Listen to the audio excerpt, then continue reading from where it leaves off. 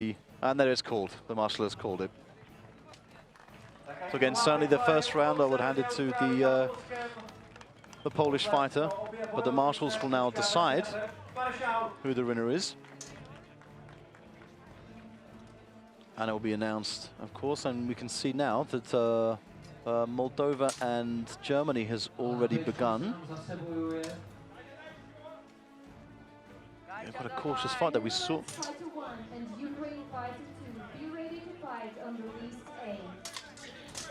There's some nice aggression there coming from both fighters. We saw earlier that wonderful fight from the Moldovan fighter, and once again we can see the women's category, and there's some lovely blows there, high shots, head shots. They're flying through. Some great aggression there, great speed.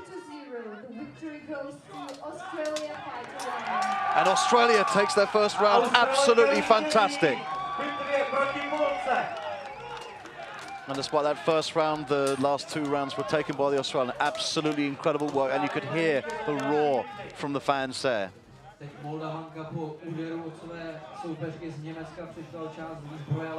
Yeah, some nice movement there, but the Moldovan is holding back. So Netherlands and Ukraine will be the next in this time. Poland and Belarus. Very, very experienced team, Belarus. Very well decorated. A lot of traveling, a lot of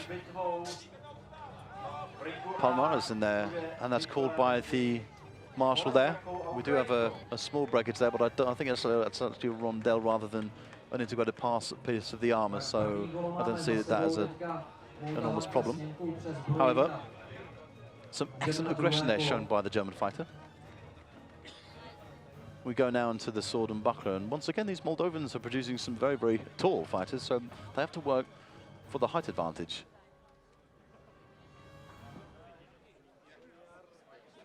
And the fighter there quite eager to get back into it there, putting on the mitten for the buckler. Tightened and replaced with, of course, the gauntlet is on the left hand. One-handed sword. And we move on to the second round. Remember that the sword and buckler round is divided into 3 rounds, depending on how many blows are taken. You can see there in list B we'll be having Australia, Belarus, Italy and Moldova. And that will be after this. As you can see now, you've got the Ukrainian fighter and Holland won. In fact, that would be Holland won, the captain of the Dutch team. Another country, which is not just an emerging country, they've been involved in Battle of the Nations. This is just the second time now, but they've had such a lot of changes. They're developing so much. It's absolutely wonderful to see this progression. And of course, the captain here, Esther, a very, very well-seasoned fighter. However, and she's down. Incredible aggression shown there from the Ukrainian fighter. Absolutely amazing. There were some far shots coming through. I thought that the Dutch was holding her own, holding up, but she's been taken down. Massive blow there for Holland. However, she is back up. She's got to come in with a slightly new strategy, and she's got to hope that perhaps the Ukrainian fighter was using all of her steam. And that may work to her advantage, because she is quite a tall fighter. Against a very cautious fighting here, you can see, and we go back to Ukraine versus Holland. Again, some crushing blows coming from, and the helmet has been open. I'm not sure if she'll be able to continue that.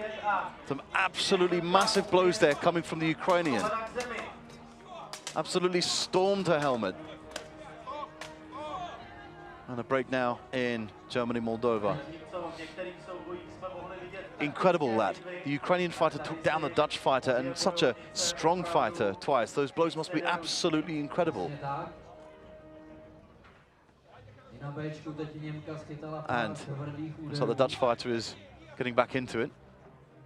This Ukrainian fighter is something incredible. I don't think we've seen such aggression and such strong blows so far in the women's category. And some extremely rapid action there from Moldova against Germany.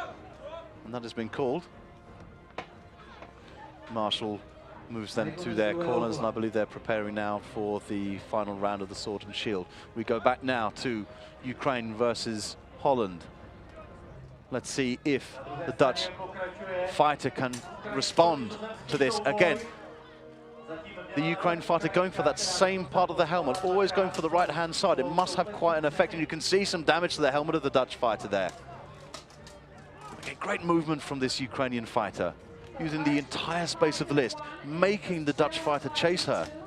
Great shot there. Again, more headshots coming from this Ukrainian fighter. So the helmet there, as you can see, held together. Again, a lot of aggression coming from this Ukrainian fighter. It just makes me wonder how long she can keep it up. The Dutch fighter seems to be tiring now. Again, her guard's not there at all. Their helmet has now opened. So very rightly, the marshals step in to avoid any difficulties there. I'm not sure if she can continue on there. She seems to be shaking her head. It would be such a shame because she's such a seasoned fighter. And yeah, okay, so they will be closing the helmet again. The actual closure of the helmet is no longer, is actually being smashed by the Ukrainian fighter by some of those crushing blows. And in fact, yes, Ukraine has been declared the winner by a technicality.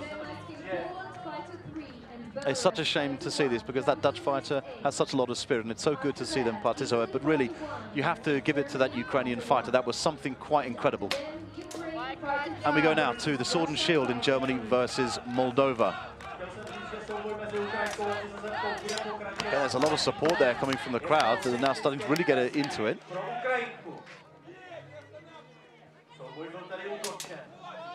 Some great movement there from the Moldovan. Again, nice shots there, very well thought out shots, and there's some good responses, however, coming from the Moldovan.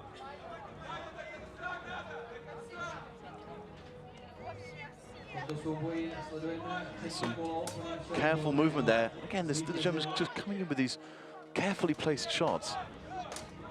Nice headshot there from the Moldovan. However, I can see this German being slightly exposed in certain places. In fact, the Moldovan takes good advantage of that. The movement so far has been very, very impressive from both fighters. The shields are kept very, very close. They're not lifting them too high, but that, however, was a great move there. They actually adapt their body movements to the shield movements, so they would lower their body on one side to not leave themselves exposed, whilst raising the shield on the other. Of course, the shield can be used for defensive purposes, depending on how close the clinch is, and that's been called. It's a pretty close one. It's hard to tell from what I saw of that. Some very, very impressive work so far. Well, let's see.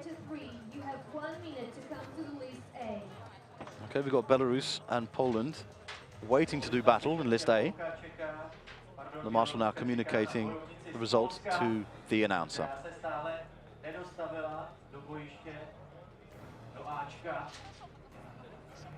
It's, like I said, it's hard to call that.